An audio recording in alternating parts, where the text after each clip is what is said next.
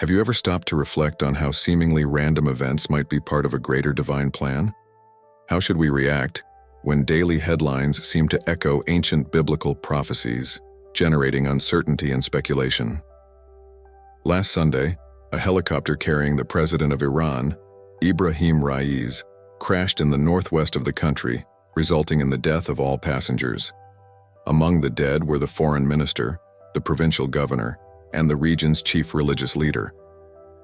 While the official media described the incident as a consequence of bad weather conditions, many speculations arose. Some believe it may have been a coordinated action by enemies such as Israel and others, using technologies like HAARP to manipulate the region's weather. These suspicions are intensified by the tense geopolitical context. On April 13, 2024, Iran launched a major military attack on Israel with hundreds of drones and missiles, most of which were intercepted by the Israeli defense system. Some Bible scholars see this event as the beginning of the fulfillment of the prophecy of Gog and Magog, described in chapters 38 and 39 of Ezekiel. Are we really witnessing the fulfillment of biblical prophecies? Or are these events simply the result of complex international relations and regional tensions? Let's explore these questions together, analyzing how they may be connected to the return of Jesus and our role as Christians in today's world. Before we begin, subscribe to our channel and turn on notifications so you don't miss any videos. Daily, we are here to help you understand the Bible more deeply and strengthen your walk with God. Let's dive into this fascinating theme and see how current events can connect to ancient biblical texts. Have you ever stopped to think about what really happened in the death of Iran's President Ibrahim Raisi? Was it a helicopter accident due to bad weather, or something much more planned? These questions generate an atmosphere of distrust and speculation, something very common in today's geopolitical scenario. Raisi's death provoked various reactions around the world. Some leaders expressed sincere condolences, while others took the opportunity for strategic thanks. The group Hamas, for example, thanked Raisi for his support in the fight against Israel, showing how alliances and enmities in the region are complex. To better understand this scenario, we need to remember Iran's attack on Israel on April 13, 2024. That night, hundreds of drones and missiles were launched by the Iranian army against Israel.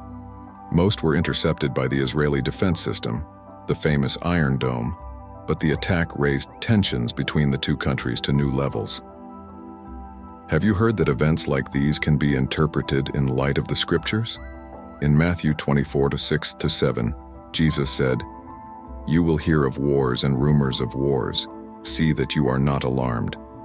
Such things must happen, but the end is still to come. Nation will rise against nation, and kingdom against kingdom." This shows us that conflicts and tensions are signs of the times, but we should not be dominated by fear. And it doesn't stop there. Ezekiel 38-39 talks about a future attack on Israel led by Gog, from the land of Magog.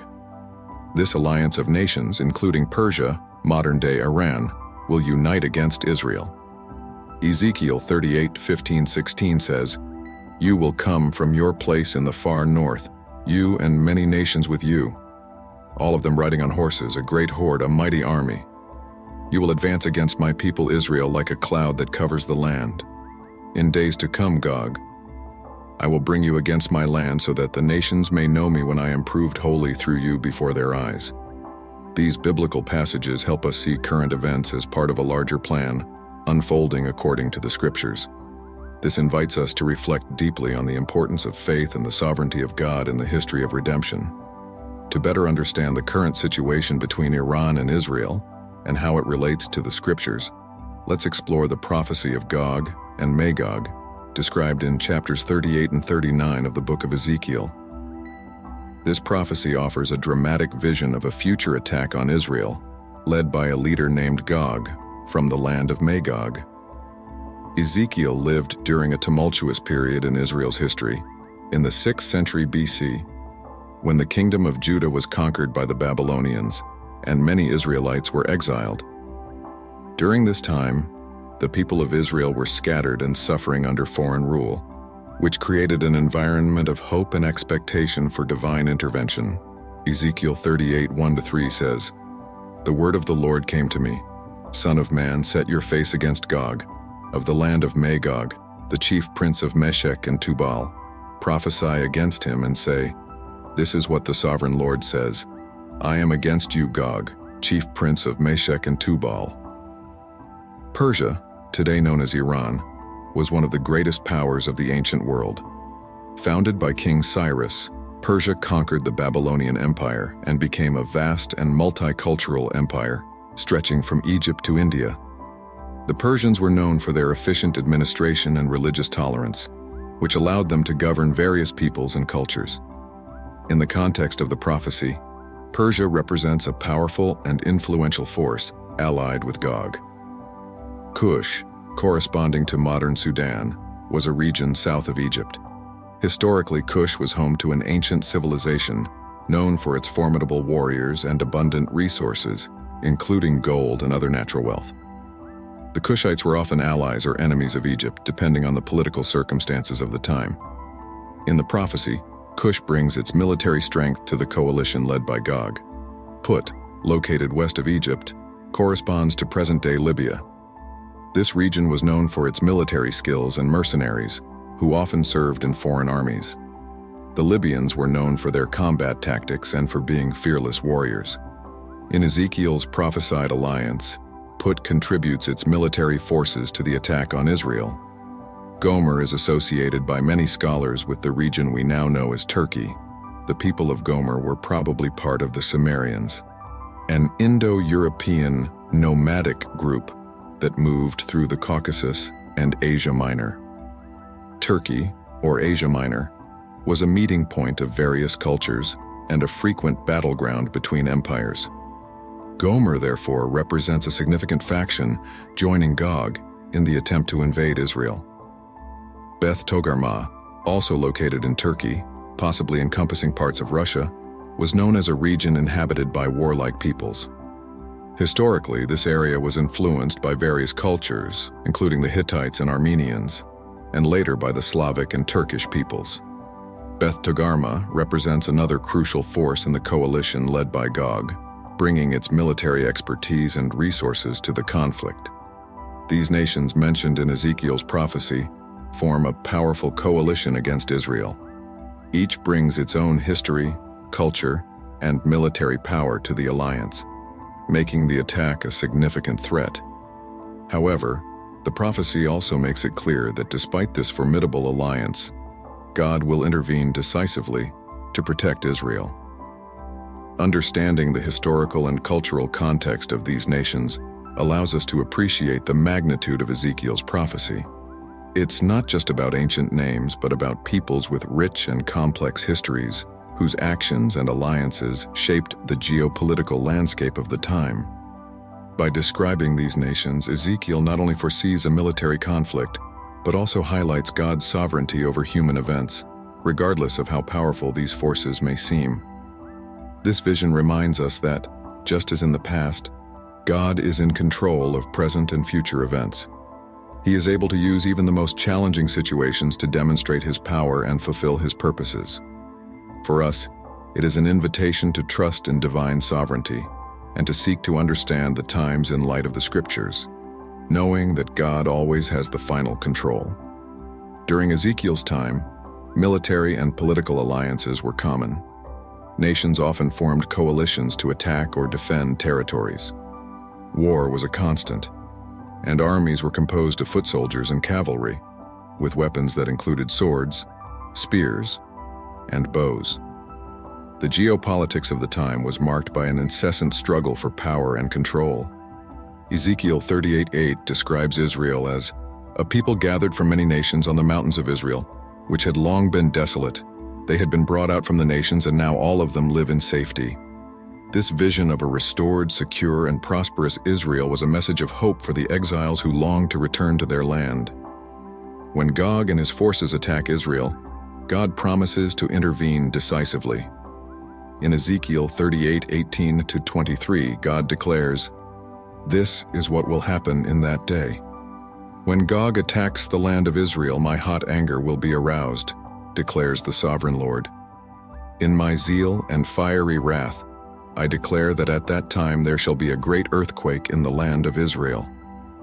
I will summon a sword against Gog on all my mountains, declares the sovereign Lord. Every man's sword will be against his brother. I will execute judgment on him with plague and bloodshed. I will pour down torrents of rain, hailstones and burning sulfur on him and on his troops and on the many nations with him. And so I will show my greatness and my holiness, and I will make myself known in the sight of many nations. Then they will know that I am the Lord.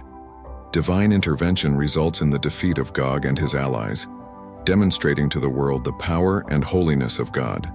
The prophecy describes that the bodies of the enemies will be so many that it will take months to bury them, and the weapons left behind will be used as fuel for 7 years. Ezekiel 39:9-12. This prophecy reminds us that even amid great threats and conflicts, God has absolute control and will protect his people. For us, it is a powerful reminder that regardless of the circumstances we face, we must trust in God's sovereignty. History, with its ups and downs, is a continuous testimony of divine presence and intervention. As we reflect on these events, we are called to strengthen our faith and trust in God's plan. He is sovereign and in control, even when we face challenges and uncertainties. Therefore, we must live with the certainty that God is with us, guiding and protecting his people, as he did in ancient times and will continue to do in the future. The recent events between Iran and Israel and the global uncertainties they provoke may seem distant from our daily lives, but in fact they touch on deep issues of faith and purpose. Ezekiel 38-39 speaks of a future attack on Israel led by a coalition of nations, including Persia, modern-day Iran. The recent Iranian attack on Israel can be seen as an echo of this prophecy, highlighting the ongoing tension in the region. This conflict reminds us that the scriptures are alive and relevant, offering insight into world events. Ezekiel 38:8-9 says, "After many days you will be called to arms. In future years, you will invade a land that has recovered from war, whose people were gathered from many nations to the mountains of Israel, which had long been desolate. They had been brought out from the nations, and now all of them live in safety. You and all your troops and the many nations with you will go up, advancing like a storm. You will be like a cloud covering the land." This passage reflects the current reality of Israel, a country that has recovered from numerous conflicts and continues to be a focal point of geopolitical tensions. The potential escalation of the conflict, involving powers such as Russia, brings to light the complexity of international relations and the fragility of world peace. Jesus spoke clearly about wars and rumors of wars in Matthew 24:6-7. "You will hear of wars and rumors of wars, but see to it that you are not alarmed. Such things must happen, but the end is still to come. Nation will rise against nation, and kingdom against kingdom. There will be famines and earthquakes in various places." These words remind us that conflicts are part of the end-time scenario, but we should not live in panic. Instead, we are called to keep our faith firm and seek peace amid turmoil. We live in an era where the pursuit of material success and the distractions of modern life can easily divert our attention from what truly matters. News of conflicts and global instability can heighten feelings of uncertainty and anxiety. However, Christian teachings offer us an anchor in times of storm. Matthew 6:19-21 exhorts us, "Do not store up for yourselves treasures on earth where moths and vermin destroy and where thieves break in and steal. But store up for yourselves treasures in heaven where moths and vermin do not destroy and where thieves do not break in and steal. For where your treasure is, there your heart will be also." This passage invites us to reflect on where we are investing our time and energy. Instead of worrying excessively about material possessions and worldly distractions, we're called to focus on our relationship with God and building a spiritual legacy. In times of uncertainty and adversity, it is natural to feel fear and anxiety. However, as Christians, we have an inexhaustible source of hope and comfort. the certainty that God is in control and that He has a perfect plan for each of us. First and foremost, it is essential that we surrender our lives to Jesus. He is our refuge and strength, always present in times of need. Psalm 46:1. In times of turmoil, like the ones we are living in, we should remember Jesus' words in John 14:27. Peace I leave with you, my peace I give you. I do not give to you as the world gives. Do not let your hearts be troubled and do not be afraid. Being spiritually prepared means living a life of faith and obedience to God. This involves reading the Bible, praying, and seeking an intimate relationship with the Lord. It also means being ready for the return of Jesus, living in a way that pleases God and reflecting His love to others.